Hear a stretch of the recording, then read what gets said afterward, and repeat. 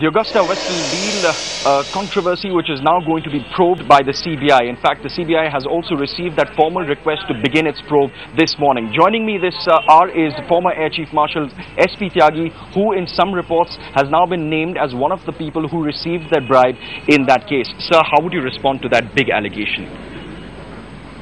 Oh, I'm shocked, is all I can say. Shocked for more than one reason. Firstly, I got this news at about 8:30 in the morning. I came back from a walk and read in the papers, and it hit me in the solar plexus. Except that this news has been coming in the newspapers for a while, and my name has figured, at least indirectly, in those reports. All I can say is, what do I say? I'm shocked. Sir, it's not just your name but your cousins also, especially Sanjeev aka Julie Tyagi, who's been named, and his name has come in the initial probe report filed by the Italian police as well. Do you distance yourself from your cousins in this case? I don't want to use the word distance because, you know, this is a family matter. The fact is they are related to me, and it must be very clearly. But are there business links? No, there are no business links. In fact, they are not. As far as I am concerned, as far as I know, they have nothing to do with the Defense Ministry, okay, or Defense Force. May I also say on well, I don't want to go into personal family things, but we were not really, shall I say, in touch when I was in service. So, as far as you are concerned, sir, when this tender process came to you as the Air Chief, when you were the Air Chief, so what exactly happened? Were there things that were tweaked, in fact, to suit one particular company? And how do you respond to these allegations of kickbacks worth about $41 million? That's a lot of money. That's a lot of money. I want to ask, okay, the charge is that why would anybody pay bribe to me? You know, because after all, the contract was signed in 2010.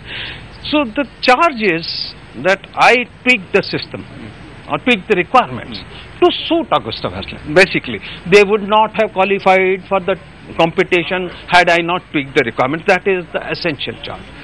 Look, to tell you the truth, I only started inquiring about it. I couldn't remember anything like this because by memory, you know, had I known this, there will be a scandal, I would have kept some notes perhaps. But I am saying that all my information is as follows. In the year 2000, we got the QRs or the requirements of this helicopter fixed. In those days, George Fernandez used to fly to Siachen. And therefore, they were looking for a helicopter that will fly till 18,000 feet. I understand in 2000, the requirements were finalized, and then they found out that there was only one helicopter in the whole world because people don't design helicopters for 18,000 feet, which met the requirements. The problem was that once it went to 18,000 feet, the cabin height was very little, and the SPG could not stand and operate in that helicopter.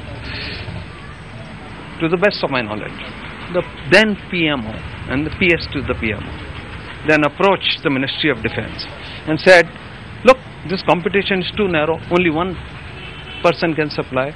Then even this helicopter doesn't suit us because of the cabin height and the SPG cannot stand.